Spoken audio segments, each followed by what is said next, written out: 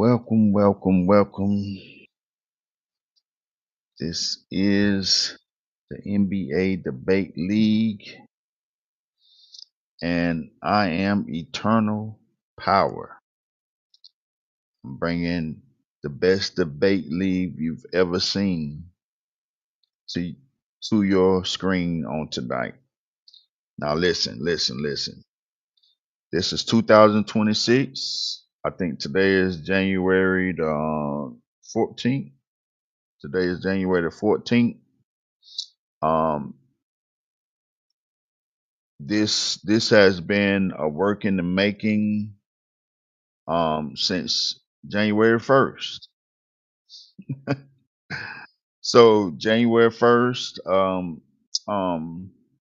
I've never pretty much did a New Year's resolution before, but this is my first one, and I vow to bring another perspective when it comes to NBA analysts. Now here, this is I mean, I don't know how to explain this what I'm about to show y'all. I'm just gonna give y'all an overview of what's about to happen. But I want y'all to if you watching this video, if you're watching this video, this is my first video, this is my first live video um on this channel. If you are watching this video and I want you to comment in the comment section if you're on Rumble or if you're on Facebook or if you're on YouTube. I want you to type in the comment section and I want you to put the date and time that you comment.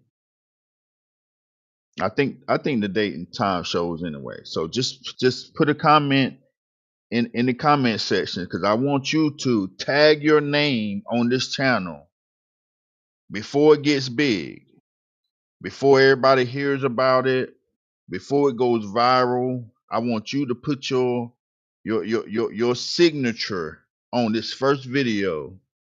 And once I go big, once I go viral, once I start to make the big bucks, because it's gonna happen, um, um, I'm gonna look out for you. I know it's gonna only be a few of y'all on this first video, and I'm gonna look out for you. And you're also gonna put a tag, and being that you are the first one to hear this type of information and this level of analysis that we're about to get into.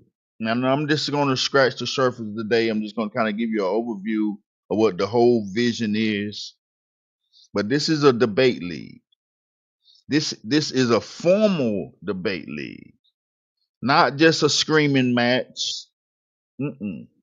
Not a screaming match. Uh, uh, um, not a feelings contest. Not a he said she said contest. None of that. This is gonna be a straight fact based, argumentative debate style. Now, what I mean by that? Now we're gonna debate things, in its proper perspective.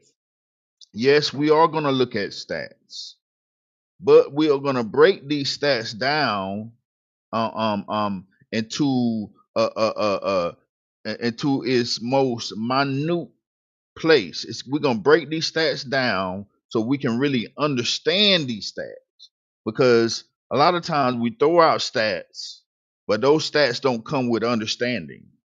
Those stats sometimes are thrown out there to make claims that are baseless. So, but if you put an argument, if you put context behind your stats, then you can paint a better picture of what you're trying to say. And it's no way we can compare two players if we compare one player on one trend and we compare the other off another trend. Let's put players side by side and start to compare them as they should be compared. Let's look at their stats and let's break their stats down in context.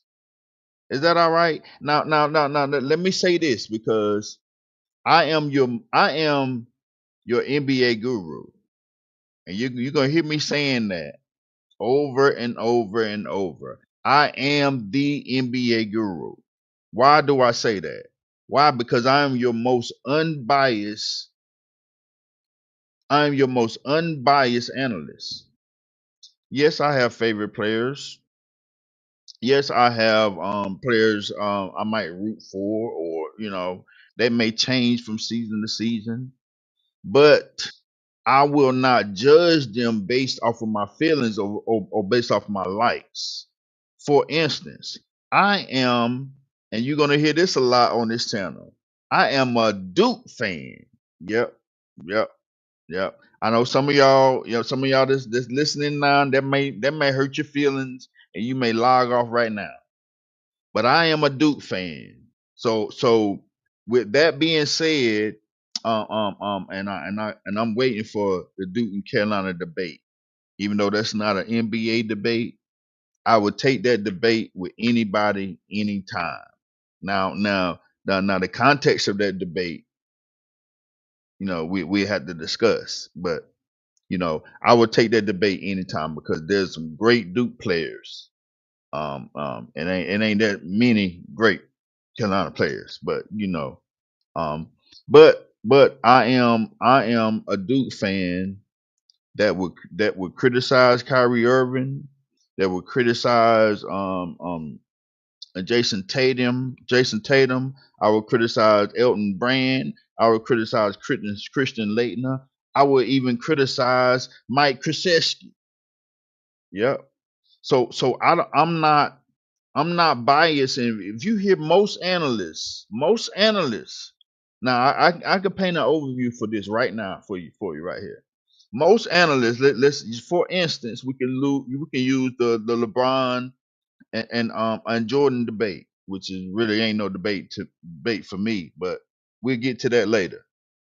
But if you put LeBron and Jordan debate side by side, and we can and I'm gonna do we're gonna do a little test on that right here, alive with my all new customized a debate rubric that I created myself. No one can take credit for this. No one. I'm sure some people are going to steal it. Yeah, I'm sure. That just it is what it is. But um um let's, for instance, you got Jordan and LeBron. The people that are on Jordan side versus the people are on LeBron side, they are pretty much the same. Because if you listen to them, which I have a goat now. I have a goat, and we could talk about that later. But I have a goat, a clear goat. It's not even close. And I may give y'all that before the end of the show. But which will blow your mind, because I'm a little different when it comes to basketball analysts. And I'm explaining you why. Because Jordan and LeBron debate, most of the time, the people that are on Jordan's side, have zero criticisms for Jordan. And for the same thing on the other side for LeBron, they have zero criticisms for LeBron. That's not me. I got criticism even for the GOAT. Yes. There is no perfect player. There is no player that had did everything right. There's no player that was the perfect teammate. There's no player that would it just ain't it. And that's the case for any air in any walk of life. There's no perfect player, no perfect person in any walk of life. Now, let's see. Now with that being said, I'm here to criticize and praise all NBA players. I don't discriminate. We're gonna tell it like it is. We're gonna tell it like it is. And all of these NBA discussions out now, that great. I love these discussions. I love talking about NBA. I love talking about basketball. And now, mind you, I am 48 years old. Just turned 48 a few days ago, right? I am 48 years old. So therefore, I am from a generation X that's kind of unique, in the world today, in my opinion. But I am not a hater of modern sports. Most older players hate the way basketball is played today. That's not me. Now, can I compare the way sports is played today versus where it was played yesterday? Yes, we can have that discussion. But I'm not a hater. I understand. I am with. I am totally involved emotionally in the new style of the way they play basketball. Now the rule change. Now, I what they call in the walks and the carries and the illegal stuff these players doing. That's gonna be a whole nother show. We're gonna get on that. I do not like that, but I will not be a hater of the style of play that these players play today, because my motto is basketball is dribble, pass, and shoot. Dribble, pass, shoot, defense. That is the totality of basketball. As long as long as basketball is continually stay on dribble, pass, and shoot, I'm always gonna be positive when it comes to the game of basketball. I will watch the NBA until the last dribble. If the NBA ever ends in my lifetime, I will be watching the end of it. But I don't think the NBA will ever end. You know why? Because I believe basketball is the greatest sport ever played. I believe basketball is the funnest sport that ever played. I believe basketball is the most skilled sport that can ever be played. I think basketball is wonderful, and I am a fanatic of basketball, especially the NBA. Uh-huh. So this is the beginning of something big. This is the beginning of something new, something vibrant, and I need y'all help because I can't debate by myself, and I'm not the only one that wants to debate, because we are going to do formal debates. So therefore, we will have judges. We will have a judging rubric. We will even have a player rubric on how we even gauge players versus each other, and we're gonna go over that just in just a moment. So I'm glad y'all are here. I'm glad y'all are here. Uh, I'm so glad y'all are here.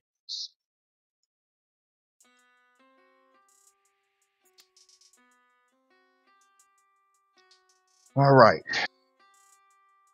I just want let me go here right quick. Just look.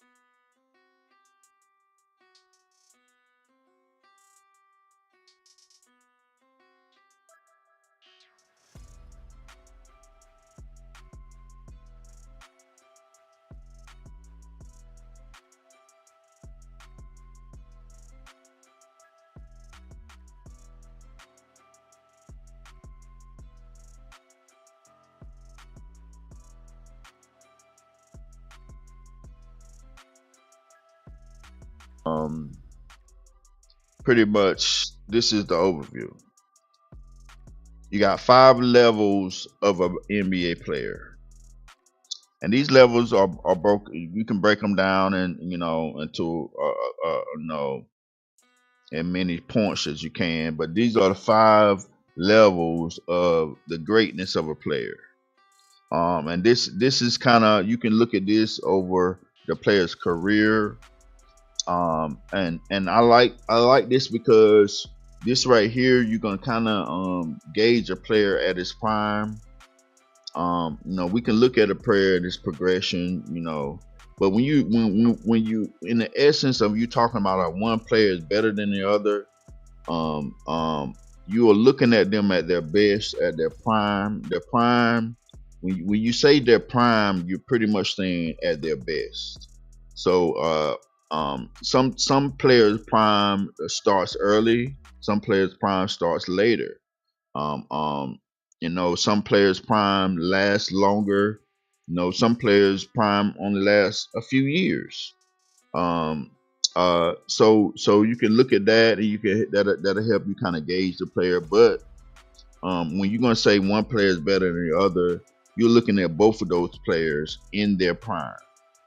Um, and we can always look at the greatness of their career and their accomplishments, and we can add that into the equation. But when you look at these 5 sections of an NBA player, you will see that this will kind of cover the totality of a player. No matter how many years he played, no matter what team he was on, no matter how good his teammates were, and in some occasions, no matter the success of the team, because we understand that a lot of players had individual success but didn't have much team success. And so even though that player didn't have team success, you can't say this one player is better than that one player just because he didn't have team success. So in that situation, all you need is context. That's all you need is context. And I'm here, here at Eternal Sports, coming here to bring you context. All right. So we got impact, leadership, offense, defense, and clutch. I think all of these are individual uh, um, characteristics of an NBA basketball player that makes him great, that makes him stand out from the others, that makes him um, be able to dominate, that makes him be able to make things look easy. You know how the best players jump shots look easier than what I'm saying, than the bench players. It just looks smoother. It just looks the jump shot is with more confidence. It's more polished. The jump shot is the form is better. The form is more consistent. And that all equals out and to a better productive player, right? So basketball is all about production. It's not about it's not about who makes it look the best. It's about production. For instance, most people say Kyrie Irving has the best handles of all times. Now that is not a terrible thing to say. That is not even a bad thing to say. But it is not completely fact. But what Kyrie Irving is for a fact, he has the best style or best looking handles of all times. But when you say the greatest or the best handles of all times, what is the purpose of handles? It's what y'all are missing. Now Kyrie has some other things about his game that he can take the greatest at. And I get to that when we talk about Kyrie. But when we get into the depths of Kyrie. But Kyrie doesn't have the greatest handle of all time. Because what is the purpose of handle? The purpose of handle is to elude the defender. Is to get the defender off of you. The purpose of a crossover is to make the defender make you think you're going one way and you cross to the other way and you leaving him. That's the purpose of handles. It's to make separation from your player. It's to move your player from one side and you go to the other side. That's what handles is the purpose of handles. Not for the look nice. Now the looks of it sometimes help you elude your player, right? But if you look at Kyrie's shots, or if you look at when he does do the spectacular handles, which he does have spectacular handles. I'm not, and this is another purpose of what I'm doing here is because a lot of times people will listen to you, and people will listen to you, and they will listen to what you say, and then they will put you on one side or the other. So they will say, okay, if I say Kyrie doesn't have the best handles, I'm really saying Kyrie is garbage, or Kyrie can't dribble, or Kyrie can't do this. Like, we are hearing things that's not being said. And so now with this, what I'm doing here, we can pinpoint what somebody is actually saying. Because I tested this theory a little bit. But I definitely, I'm waiting for more people to test this theory out on. Now, for instance, I can ask you a question. I can say, well, who's better between let's say who, if I say who's better between Grant Hill or Jimmy Butler, right? And you say, well, I think Jimmy Butler is better, right? And I say, well, okay, I think Grant Hill is better, which is not even that was a bad comparison. Grant Hill is 10 times better than Iguodala, but Iguodala is a great player. Now with that, if I ask you that and you say Iguodala is the best, just hypothetically, and then we go through this rubric, because we can go through it together, we can go through it separately, we can go through it together, and I go through this rubric and you answer all these questions, because the rubric is going to come out to a point system, and how you answer the questions based off of the player, you're gonna come up with a point system. You're gonna come up with a total, and if you do the same thing for each player, then if you do it honestly, you will be able to see which player is the best based off of your logic. Now, a lot of times I argue people basketball, and this right here irks my nerves. This right here irks my nerves when I argue basketball with somebody and they are arguing against ESPN and not me. They're arguing against what Stephen A. Smith said, what Shannon Sharp said. They arguing about what Kendrick Perkins said, and I'm not none of them. I'm eternal. I'm Eternal Sports. Argue with me based off what I say and not what they said. That irks my nerves. I don't care about they. I have no clue who they is, just like you don't.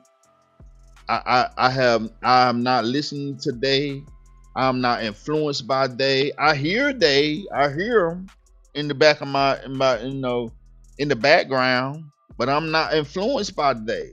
I have my own views. I have my own opinion, and I have my own standard. So when you answer, if you say Iguodala is better than let's say Jimmy Butler, you say you say Iguodala is better than Jimmy Butler, and you answer this rubric on both players, and Jimmy Butler has more points than Iguodala, you are not being honest with yourself. You have put you are putting feelings in your answers. So this right here, this is a test that will weed out your feelings. This is a rubric that will weed out all feelings, right? So we got impact, leadership. We got impact, we got leadership, we got offense, defense, and clutch. How much does how much does this player drive team success? Right? How much what is this player's differential? A lot of times when we debate players, we never use this stat. We see it all the time, but we see the player differential. What is that player's differential score? What is that player when he's on the court versus when he's off the court? For instance, this, a good example, and I stopped there. Like for the Denver Nuggets, everybody in the world, in the galaxy knows that that Jokic is a wonderful, great player. He's probably the best player in the league today, right? Everybody know this man got unlimited basketball skills, right? But the narrative, watch this. The narrative is that the reason why Jokic does all of what he does, all of what he do, is because his players cannot create for themselves, or his players cannot do it, so therefore he has to do the same a narrative that we gave LeBron early on in his career. And we hear people say that when they argue LeBron, well, he's asked to do more. What are you talking about? So you telling me the coach is going in practice and telling and telling this player, well, can't nobody else get assists? We need you to get all of them. Can't nobody else rebound? We need you to get all of them. Then can't nobody else score? We need. That's not being said. That is a narrative that is illusion, right?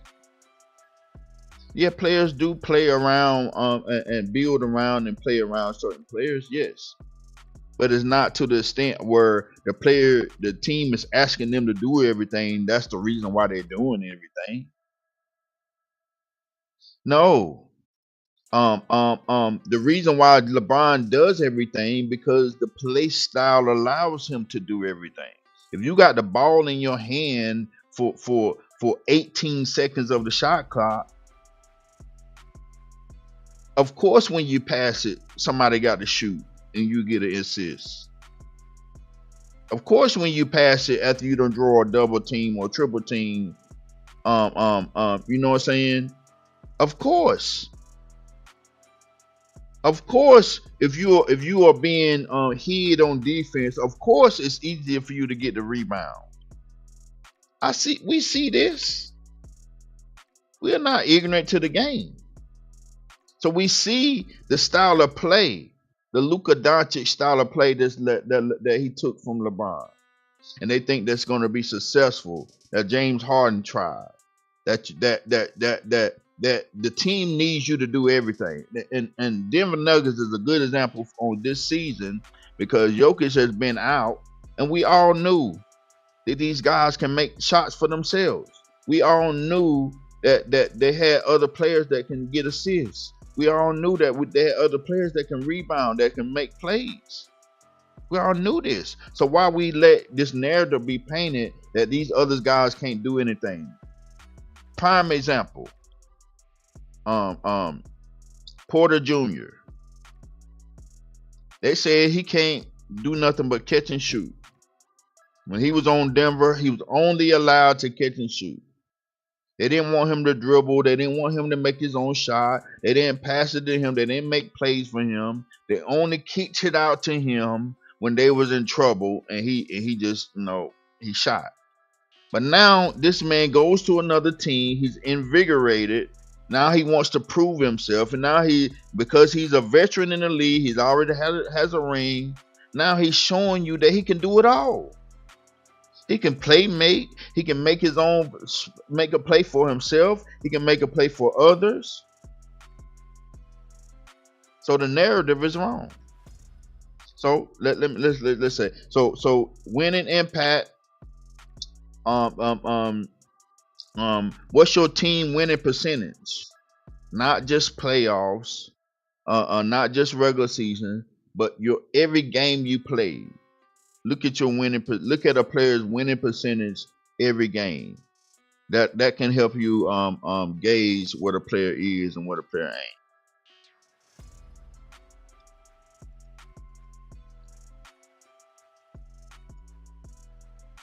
What's a player's ceiling?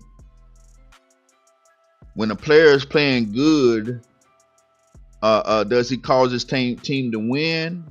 And when a player is playing bad, can his team still win without him playing good? That's a gauge of how good a player is. Consistency is a gauge on how good a player is. Is his impact consistent or is his impact sporadic? Like a Kyrie Irving has a sporadic impact. Kyrie Irving has Steph Curry has a consistent impact. That's not saying who's better. That's just gauging that area of their game. Availability and durability. That shows to an extent how good a player is.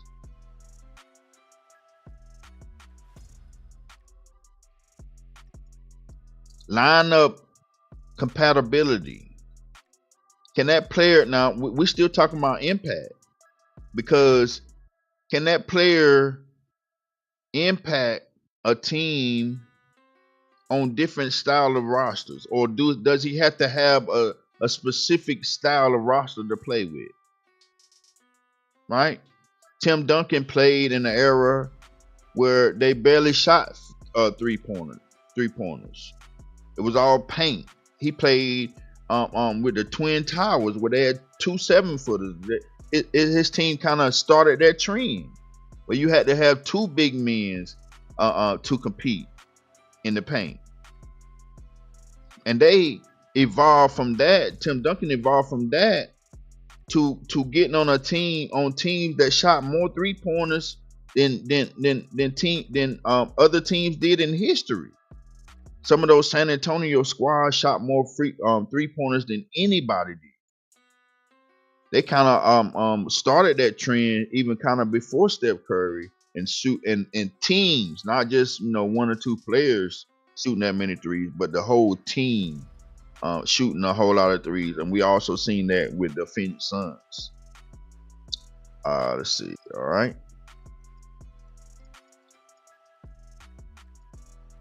Is your player a luxury or a necessity? Leadership. How does a player influence people? Does your player influence the culture of the team? Every team Chris Paul goes to, the culture changes. They start winning. Now, especially when he was younger, and now he's an older player now, it's a little different now. But he was a younger player. Every team he went to, the culture changed, and he executed. Now he would lose some points in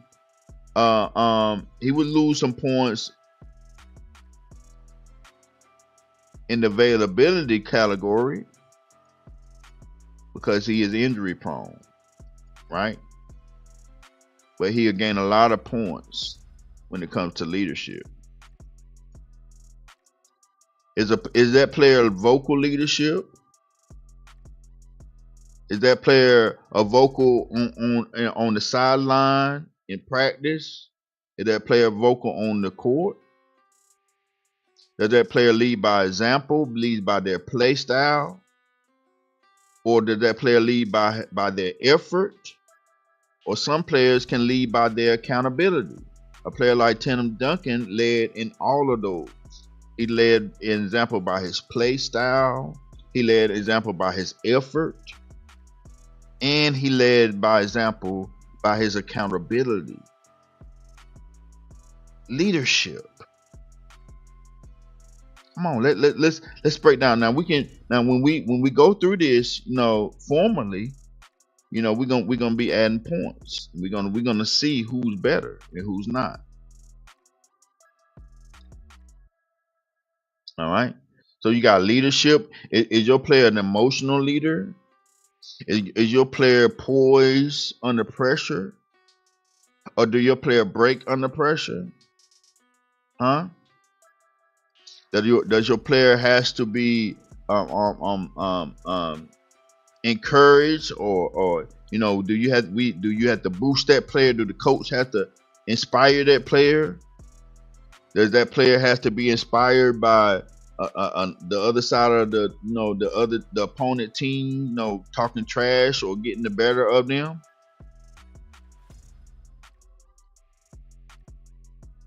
Does your player elevate his teammates?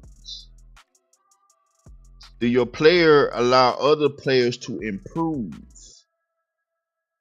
Not just help you.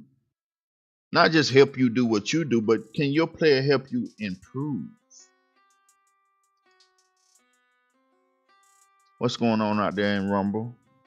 Appreciate you stepping in here on tonight.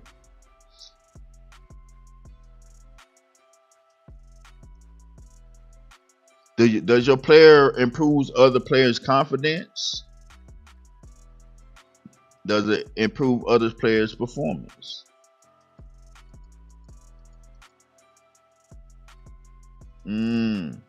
Is your player coachable? Do your player respond to instruction? Or is your player selfish? There's a lot of great players that are also selfish. For instance, Allen Iverson. Allen Iverson was so great, it was hard to coach him. He didn't respond to instruction well.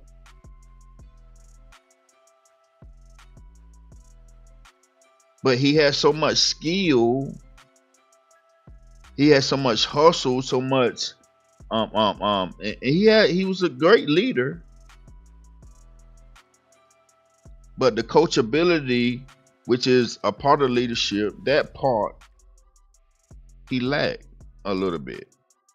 He had the locker room presence. He had the cultural stability. He changed the culture. But he had some flaws, right? Could he handle conflict? Could he handle adversity, drama? How was that player in situational moments?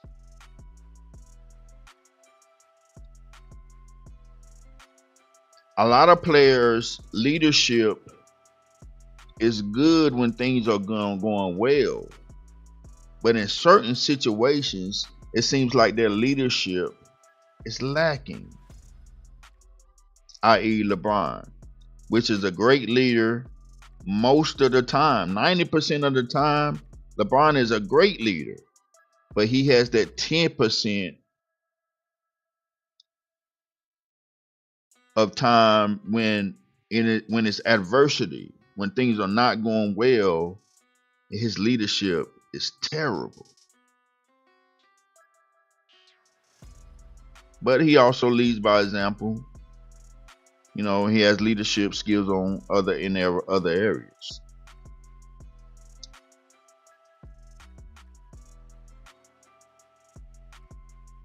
How is your player's legacy and respect from other players across the league? Respect is earned. And when you can earn the respect of your peers, that says a lot. All players have not have not earned the respect of their peers. If your season is falling apart, can your players still lead? Offense.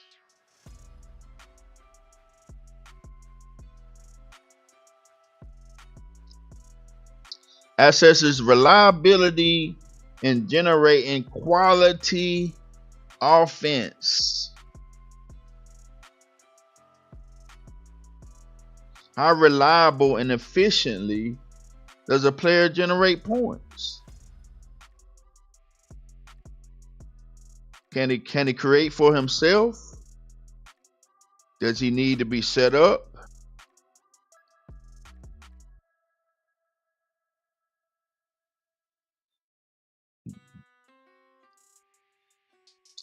What is his shot creation skills? Can he score in many different ways, or does he have a special way he scores?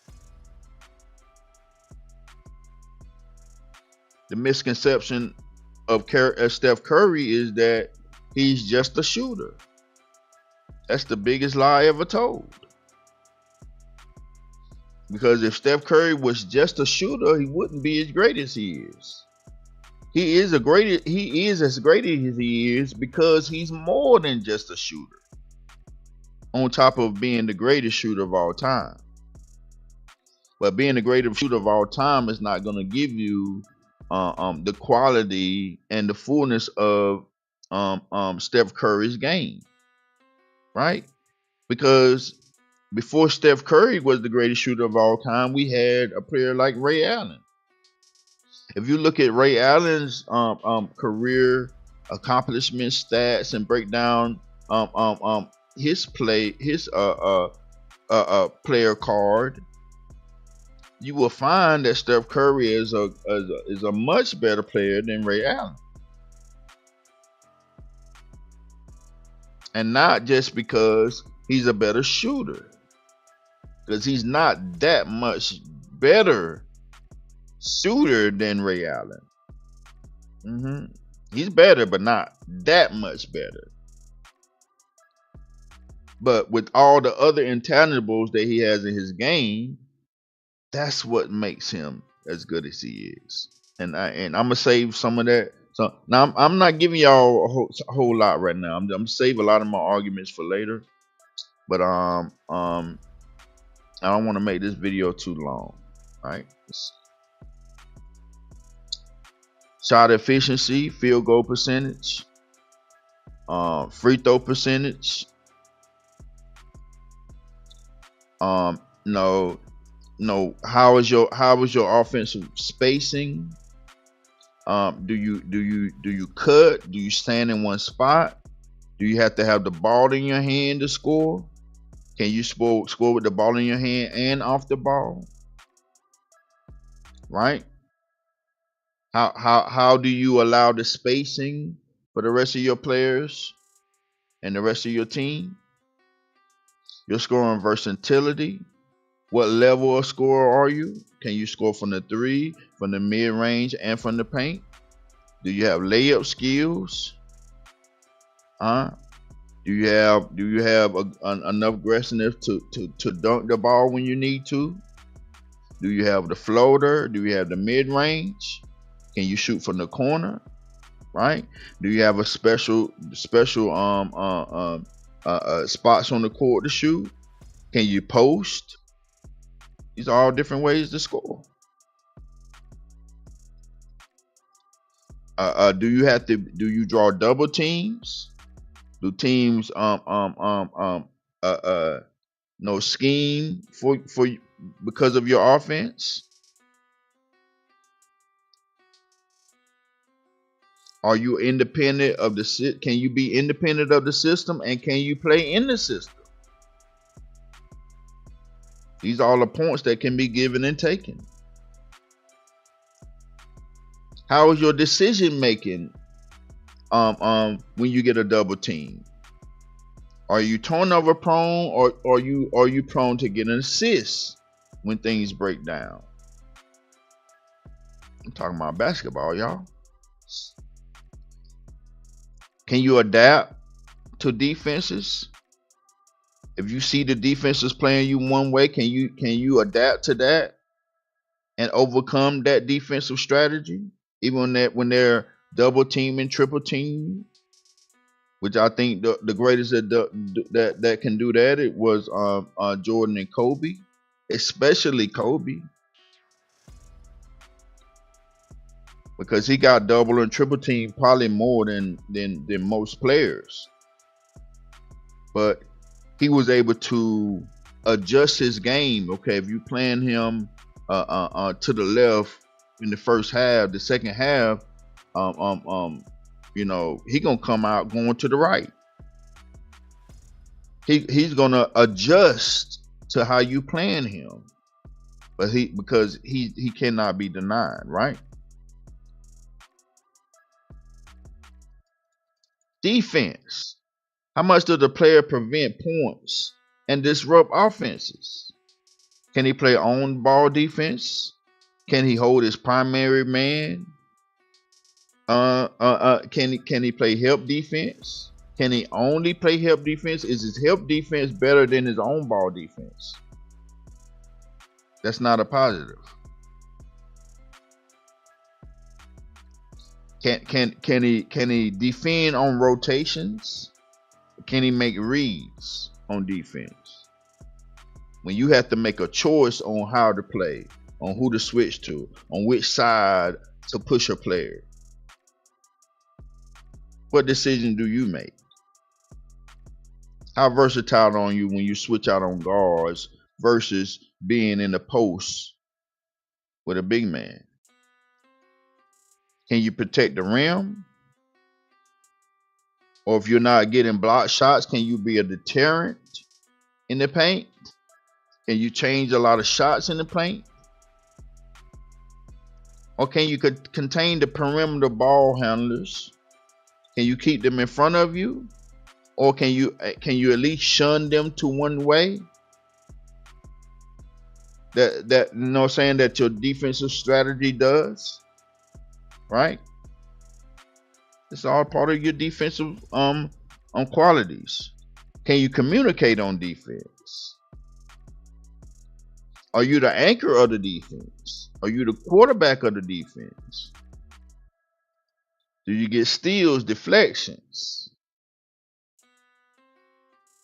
Right? This is all basketball, y'all. Clutch. Last but not least, measures how much a player reduces opponents. No, let me get it. That's not right. Evaluates performance under high pressure. Decisive moments. Who delivers when the pressure is the highest? Whose shooting percentages go down when the pressure is on? Who scores in the final minutes? Who makes the best decisions in the final minutes? Or who plays the hero ball? Right? A player like Kobe would take a knock on playing hero ball in some occasions. Player like AI also. What is that player's shot selection in the clutch? And me, I look at the clutch.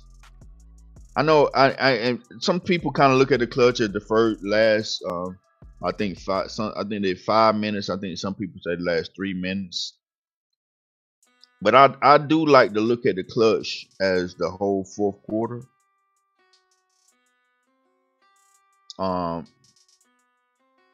Because basketball, NBA is played in quarters. And if you can win more quarters than the other player, another team, most likely you'll win the game. It's about pace, Basketball is about pace. It's about momentum, right? So when you come out there in that fourth quarter, this is the last quarter. We can't. This is not the time to be indecisive. We done played 3 quarters, so you already understand, the structure of this game, where this game is going, how this game has been played, how the referees have been playing, calling the game, as well as how both coaches have been coaching the game. And you already know what players are hot, what players are. You should know which players are feeling confident tonight. You should see which players looking to take over the game. You should be able to evaluate a lot of that by the fourth quarter. So I look at the whole fourth quarter as being a clutch, but there is a special place, for those last 3 minutes of the game, because a lot can happen. A lot of momentum can shift. A lot of times it's due to momentum, though. A lot of times when there's a big shift in the last 3 minutes of the game, it's always due to momentum. So, how is your free throw reliability in close games, in the clutch? And also, what people don't talk about, and I'm about to end this here. What people don't talk about is how your defensive execution is in late games. Do you gamble on defense in the last 3 minutes? Do you miss reads in the last few minutes? Right? So defensive stops, switches, all of that is crucial in late game. Like Jordan, one of his game winners was so big and powerful because he got the steal to play before,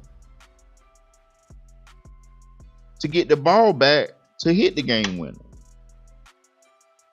You can't get better. You can't do better than that. Where you get the defensive play and you hit the game winner.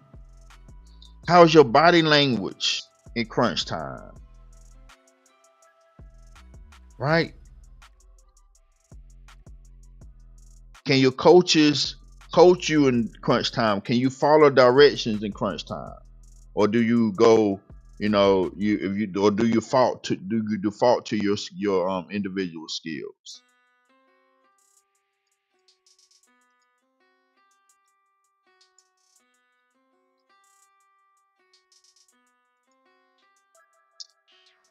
So I'm here, y'all. I'm done with that. Done with that rant. Gave y'all an overview of what we're doing. It goes into a little more detail when you get into the debates, because the debates will be a total 30-minute debate. You will have one person going for 2 minutes explaining why they feel like one player is better than the other. And the other player goes for 2 minutes explaining why he think his player is better. Then the other player comes back with a rebuttal of each other's first round. Then we go to a round of question and answering, where one player asking direct questions to the other player. Now this is gonna be moderated debates, so everyone will be forced to answer direct questions, and we're gonna learn how to answer direct questions.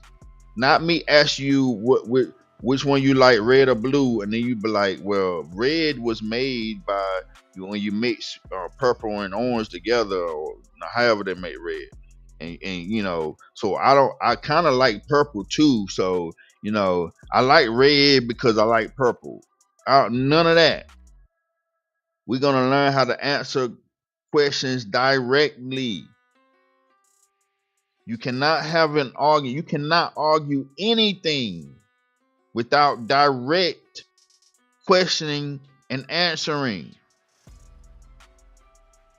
unless you're trying to be deceptive, unless you're trying to be trying to manipulate, unless you're trying to be dishonest. That's the only way you just don't answer direct questions, right? And we'll go through that question and answer, and then we will have a conclusion from each player, and then we will have our judges judge the debate. Now the judges are going to have to be totally unbiased judges.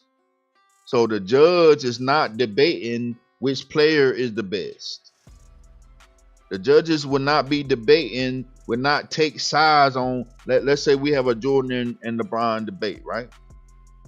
And I said I would give y'all this. Jordan is the GOAT.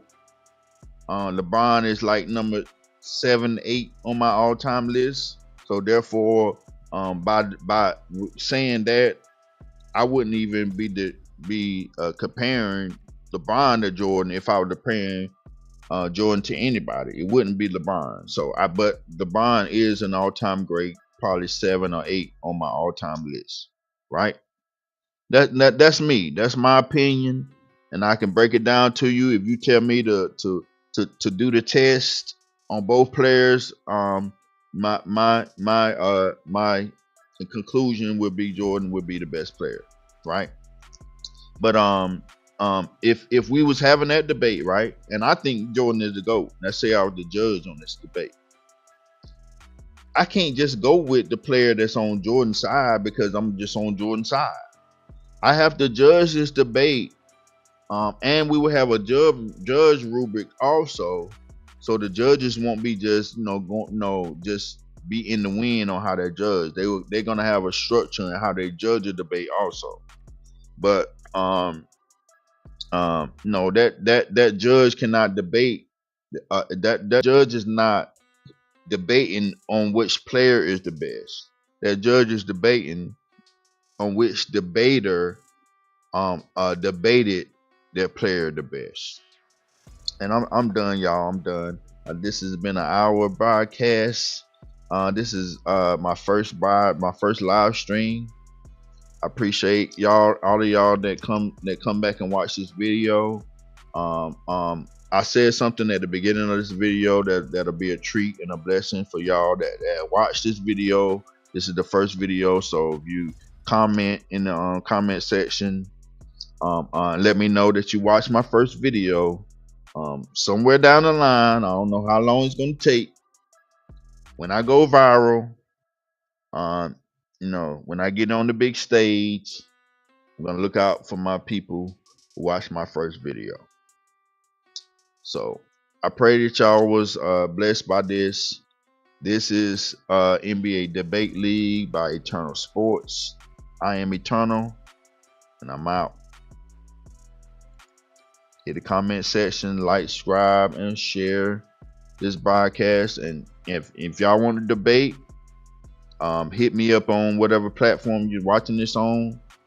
I'll respond back to you, no problem. Hit me up if you want to debate, if you want to be a judge, if you want to be a panelist in any of the discussions.